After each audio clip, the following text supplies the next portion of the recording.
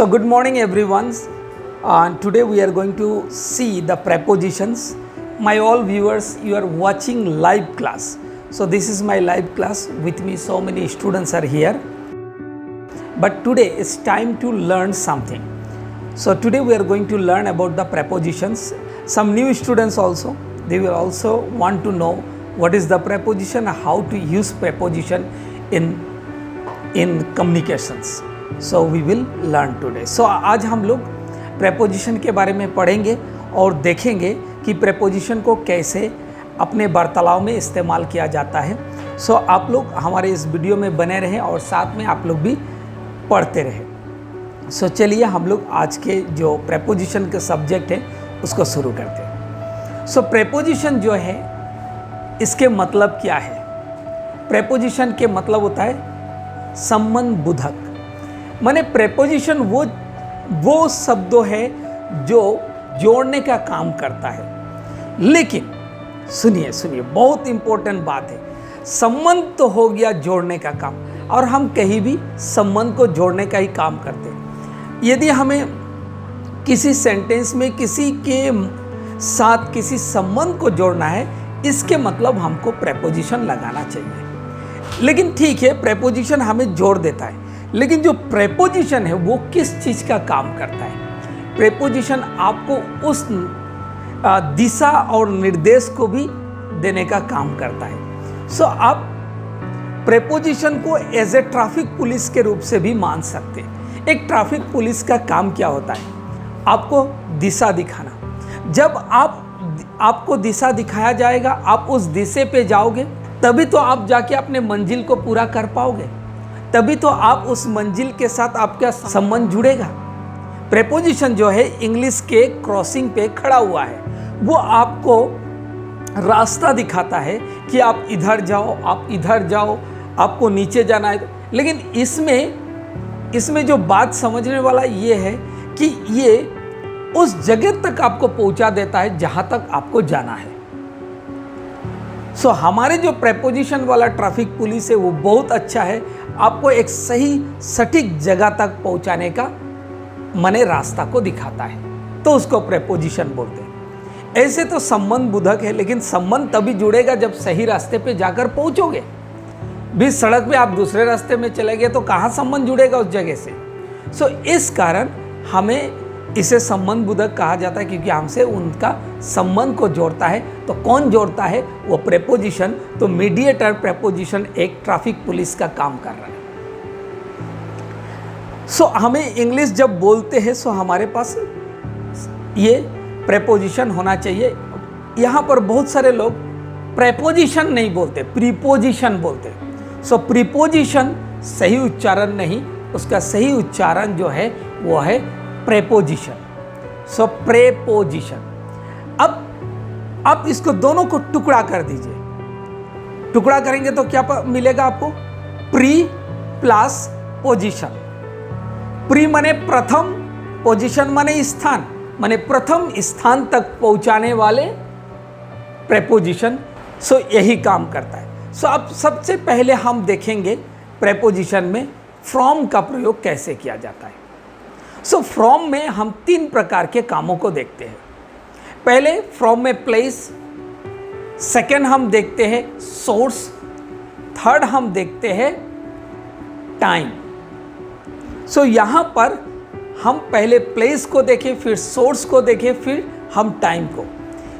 Place के मतलब किसी स्थान पर. हेलो, कहाँ सो गया? सोर्स प्लेस के मतलब किसी स्थान को बताने के लिए. जैसा मैडम बोल रहे हैं, मैडम को मैंने पूछा आप कहाँ से आए मैडम, तो मैडम क्या बोल रहे हैं? आई केम फ्रॉम दावड़ा कॉलोनी. आप कहाँ से आए? फ्रॉम. तो आया बोलने के लिए हमने सेकेंड फॉर्म का इस्तेमाल किया, सेकेंड पास्ट सिंपल का स्टेप. अब आते नहीं है, आपने आए, तो टेंस के कौन सी ये लगेगा? पास्ट सिंपल लगेगा. तो काम के जगह में केम होगा, तो आई केम फ्रॉम दावड़ा कॉलोनी. कहाँ से आए? दावड़ा कॉलोनी से आए, तो फ्रॉम लगाना पड़ेगा. मैं आसाम से आया हूँ, तो मैं क्या बोलूँगा? आई केम फ्रॉम आसाम. तो यहाँ पर स्थान में फ्रॉम लग रहा है.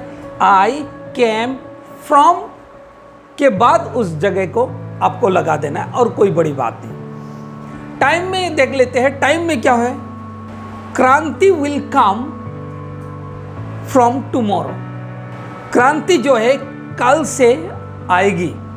सो टाइम हो गया, वो समय हो गया, आज नहीं आ रही है, वो कल से आएगी, तो टुमारो हमने लगा दिया। ओके, ये हो गया। अब सोर्स में क्या है, आपको किसी ने पूछा भैया सेंटर के बारे में किससे पता लगा आपको, यानी मेरे कहने का मतलब आपको सेंटर के बारे में कहाँ से पता लगा। आपको किसी ने कुछ बोला, आई हर्ड माने सुनना, here heard, I heard it from Jayant, मैं जयंत से इसके बारे में सुना। तो किसी सोर्स हुआ ना, माध्यम से आपने सुने, तो उसमें हम फ्रॉम का प्रयोग करेंगे। अब देखिए इसमें जो गड़बड़ होता है लोगों के पढ़ाई में, वो होता है ऑफ और फ्रॉम के बीच में, OFF ऑफ और फ्रॉम के बीच में। जैसे हमने टेबल के ऊपर कोई भी चीज़ रख दिया, किताब रख दिया, वो रख दिया, और आपने क्या बोले, मैं ये किताब टेबल से लाया, तो आप क्या बोलेंगे, कोई बोलिए क्या बोलेंगे, आप क्या बोलेंगे आरती, मैंने ये किताब टेबल से लाया। उसने क्या बोली, उन्होंने बोली कि I brought this books from the table, लेकिन ये बिल्कुल गलत सेंटेंस है। फ्रॉम में तो प्लेस हो रहा है, टाइम हो रहा है, सोर्स हो रहा है। प्लेस माने स्थान के लिए हो गया, समय के लिए हो गया, टाइम माने समय के लिए हो गया, और सोर्स माने माध्यम से। तो यहां पर तो कोई भी चीज मिल नहीं रहा है, तो आपको उस जगह में कहना चाहिए ऑफ द टेबल। आप क्यों ऑफ का प्रयोग करेंगे, जब ऑफ का प्रयोग इसलिए करेंगे क्योंकि जब आप उस किताब को जब टेबल से उठाए, तो उस टेबल के सतह को उस किताब ने छोड़ा। आप सुने हैं फ्लाइट टेक ऑफ करता है, वो एक सतह को छोड़कर ऊपर की ओर जाता है, इसीलिए टेक के साथ OFF ऑफ का प्रयोग होता है, टेक ऑफ। तो आपने भी कोई सामान को उठाया ना, तो उस जगह में आपको ऑफ का प्रयोग करना है, फ्रॉम का प्रयोग नहीं। लेकिन काम चला देते हैं, आप भी इंग्लिश बोल रहे हैं, मैं भी, चलो गलत सही थोड़ा बहुत चलता है, माने हम काम चला देते हैं। सो काम तो चलाएंगे, कितने दिन चलाएंगे, लेकिन एक रियलिटी और एक सही चीज़ का भी जानकारी हमारे पास होना चाहिए, तभी तो हम अच्छे से अंग्रेजी बोल पाएंगे। अब मान लीजिए आपको किसी ने बोला चाय के कप या बर्तन टेबल पे रखा है, इसको हटाओ, तो कैसे बोलेंगे हम लोग, उसमें भी from the table, move from the table, move from the table बोल देते हैं। तो उस जगह में उसको मूव ऑफ द टेबल क्या लगाएंगे हम, यहां पर मूव ऑफ द टेबल। तो यहां पर आप जब मूव ऑफ द टेबल का लगा रहे, तो टेबल के ऊपर जो भी चीज है उसको वो हटा देंगे। तो इस प्रकार से हम यहां पर सेंटेंस को देखते हैं, लेकिन फ्रॉम का प्रयोग यहां पर ना करें, ठीक है, ये बातों को ध्यान रखिएगा। यहां पर यही चीज जो है फ्रॉम और ऑफ के अंदर एक बहुत बड़ा लोगों का गलत फहमी है, सो उसको आप क्लियर कर लीजिएगा। हम नेक्स्ट देखते हैं इन का प्रयोग। इन का प्रयोग जो है क्लियरली कहाँ पर प्रयोग होता है, सीधे सीधे आप विथ टाइम के साथ लगा सकते हैं। हिंदी में बोलेंगे मैं माने उस समय के अंतर्गत, बाहर नहीं। हिंदी भी समझ रहे हैं ना। सो यहाँ पर हम देखते जैसा हम सन साल है उसके साथ भी इनका प्रयोग कर सकते हैं। हम यहाँ पर समर है, in the morning, in the evening, in the afternoon, लेकिन हम यहाँ पर रात के साथ नहीं लगा सकते, दोपहर के साथ नहीं लगा सकते, माने उस समय के अंतर्गत मॉर्निंग है तो मॉर्निंग एक समय है, उसके बाद क्या आ जाएगा, दोपहर आ जाएगा, फिर शाम आ जाएगा, फिर रात हो जाएगा। लेकिन रात जो है, रात में एक स्थिरता बने रहता है, वो निश्चयता में रहता है, वो एक सर्कल नहीं है। Night it means night. Night में कोई ऐसा लोग बोल देते हैं नाइट हो गया तो आधी रात, मध्य रात, ऐसा कुछ भी नहीं लिया गया, सीधा एट को लगाकर समान इस्तेमाल किया गया, एट नाइट। लेकिन मॉर्निंग में, मॉर्निंग टू इवनिंग हम देखते हैं क्लाइमेट में भी बदलाव आता है, समय के अंतर्गत में हो रहा है, उसके बाद आफ्टरनून, फिर इवनिंग। तो इस कारण उसमें मे का प्रयोग किया गया और उस मे में इन का प्रयोग होगा। ठीक है, अब हम आगे देखते हैं। यहाँ पर हम मंथ के साथ भी लगा सकते हैं। जैसे आपको अप्रैल महीने में कुछ काम करना है तो आप उसमें इन अप्रैल मंथ लगाएंगे, क्योंकि यहाँ पर अप्रैल मंथ में आप उस काम को करेंगे तो उस समय के अंतर्गत आप उस काम को करने का निर्णय लिए। अब अप्रैल के 1 तारीख में करें या 2 तारीख में करें, 10 तारीख या 30 तारीख में, मैंने उसके अंदर आप करेंगे कि I was born in February. तो मैं यहाँ पर किसी भी प्रकार का मैं क्लियर नहीं कर रहा हूँ किसी को कि मैं कौन से डेट में पैदा हुआ, क्या नहीं। मैं मात्र बोल रहा हूँ मैं जनवरी में, फरवरी में, मार्च में, जो भी महीना है उसमें मैं पैदा हुआ, लेकिन डेट नहीं बता रहा हूँ मैं किसी को। तो डेट का प्रयोग जहाँ भी होता है वहाँ पर हम ऑन का प्रयोग करते हैं। इसी कारण आपको उस जगह में यदि डेट लगाना है तो आपको बोलना पड़ेगा आई वॉज बॉर्न ऑन 25 जनवरी 2021। एक बात के बाद आज ही पैदा हुआ मान, तो आपको ऐसे लगाना पड़ेगा। लेकिन आपको उस चीज को इन में इस्तेमाल नहीं कर सकते। यदि आपको आपके जन्मदिन को पूरे डेट के साथ बताना है तो भाई साहब आप इन का प्रयोग ना करें, और यदि डेट के साथ बताना है तो आपको ऑन को लगाकर बताना पड़ेगा। तो मात्र शादी और पैदा और बर्थडे मनाने के लिए ये सब वगैरह वगैरह डेट को बताने के लिए ऑन नहीं होता है, हर जगह में लगता है। तो क्या होता है ना, लोगों का माइंड जो होता है थोड़ा लकीरों के फकीर होता है। जिस लकीर खींच दिए वो आगे जाना ही नहीं चाहता है, वो सोचता है कि नहीं यही सही है और भैया यही ज़िंदगी हमको गुजारना है। तो ऐसा बिल्कुल भी नहीं, कुछ अपने ओर से भी अपने माइंड का इस्तेमाल करना चाहिए। एक लड़के ने क्या हुआ, उसको टीचर ने पढ़ा दिया दिस इज ए चेयर। अब वो this is a chair, this is a table, this is a उतना ही कर रहा है वो दिस। ठीक है, उसके आगे नहीं बढ़ रहा है। मैंने एक दिन ऐसे ही उसको पढ़ाते समय बोल दिया, क्योंकि वो नया नया था तो उसको भी क्या पता। मैं बोला दिस इज ज्वेल प्रकाश।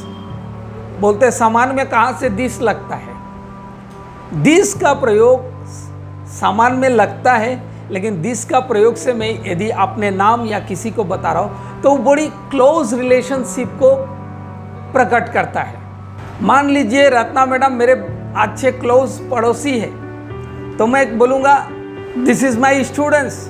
मैं अपने वाइफ के लिए लगा सकता हूँ दिस इज माई वाइफ, तो उसमें क्लोज होता है। तो क्या होता है, लोगों को नहीं उस चीज़ पढ़ा दिया ना पढ़ा दिया।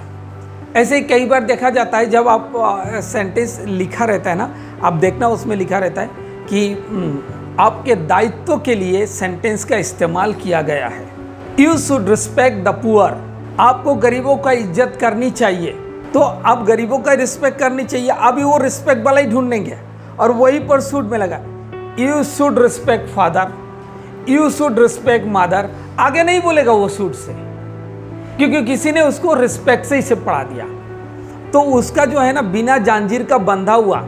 इसी कारण मैंने ये शब्दों का इस्तेमाल किया। डोंट बी ए लकीरों के फकीर। आप अपने you try to use your mind. So आपको यहाँ पर इन में डेट को नहीं लगा पाएंगे, सो आप इसे तुरंत ऑन में कर दीजिए। अब मैडम को कुछ भी काम करना है इस दिन, इस महीना, ये पूरे लेके आप उस जगह में ऑन का प्रयोग करें। आपको मात्र केवल महीना ही बताना है, आपको केवल मात्र मंथ बताना है, नहीं BC वर्ड हटा देता हूँ, नहीं तो कोई और गाली बना देगा उसको। हाँ,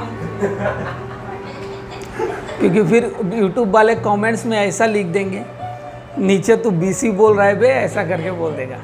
ओ ऐसा बोलते हैं। ओ किटी पार्टी नहीं है, अलग। चलिए, सो मैडम किसी जगह पे पैसा जमा करना चाहती है, मान लीजिए जनवरी या फरवरी या मार्च किसी भी डेट में, तो मैडम बोलेगा I will deposit money in January को मैं पैसा जमा करूंगी। लेकिन उनको बताना है कि डेट के साथ 15 जनवरी को मैं पैसा जमा करूंगी। आई विल डिपॉजिट मनी ऑन 15 जनवरी 2001। समझ में आ गया? तो सीधे सीधे कहा, इन से भाग के दौड़ के आ जाना ऑन में, क्योंकि पूरे आपको कहानी हिस्ट्री डेट के साथ बताना है तो ऑन पे आ जाए। और यदि केवल मंथ बताना है आपको, सन बताना है, यदि आपको यहाँ पर in the morning in the evening करना है तो इसी में आ जाओ। ठीक है, क्लियर है? कोई तकलीफ? ओके। अभी इन का प्रयोग जो होता है ना, लार्ज प्लेस के लिए होता है। लार्ज प्लेस जैसा हमारे सिटी है, दिल्ली है। So Delhi, I live in Delhi का प्रयोग करेंगे। लेकिन मान लेते हैं आपको दिल्ली के साथ आप जिस भी जगह पे रहते हैं उस जगह का नाम बताना है, तो कैसे बोलेंगे? तो पहले आपको एट से उस जगह का नाम बताना पड़ेगा जहां रहते हैं आप। एट संतोषी नगर इन रायपुर। तो संतोषी नगर छोटा हो गया, रायपुर बड़ा हो गया, तो पहले छोटे को बता दीजिए, फिर बड़े को लगा दीजिए। लेकिन यदि आप डायरेक्टली अपने ही जगह को बताना चाहते तो आपके जगह भी अपने आप में बड़ा है। बड़ा है ना भाई संतोषी नगर, छोटा मोटा नहीं है संतोषी नगर। पचपड़ी नाका बोलने से बहुत बड़ा जगह है, माने ये तो 2-4 गांव होगा, इतना बड़ा पचपड़ी नाका आता है। पचपेड़ी नाका ना, पचपेड़ी नाका, चलो पचपेड़ी नाका, पचपेड़ी नाका। तो पचपेड़ी नाका जो है आपका एक अपने आप में बड़ा है, और आप डायरेक्ट बोल रहे हैं तो आपको यहां पर इन लगा देना है। ठीक है, अब यहां पर हम देखते हैं इन का प्रयोग कहां पर। I am in the classroom, class के अंदर हूं। फिर के मेरे मोबाइल के अंदर किसी ऑब्जेक्ट के अंदर कुछ चीज है, उसमें भी हम इनका प्रयोग करते हैं। कितना समय हो गया? हाँ, चलो फिर कम्युनिकेशन शुरू करेंगे। सो इस प्रकार से आप प्रेपोजिशन का इस्तेमाल। आज मैंने आप लोग को इसी कारण एक साथ लाइन से नहीं बता रहा हूँ, मैं एक साथ जो जो इम्पोर्टेंस है उसको लेके बता रहा हूँ, ताकि आपको इसका फर्क पता लगे। कहाँ इधर तो कभी इधर भाग रहे। भागने से अच्छा लाइन से आप समझ जाएंगे, इसके इस्तेमाल आप अच्छे से कर पाएंगे।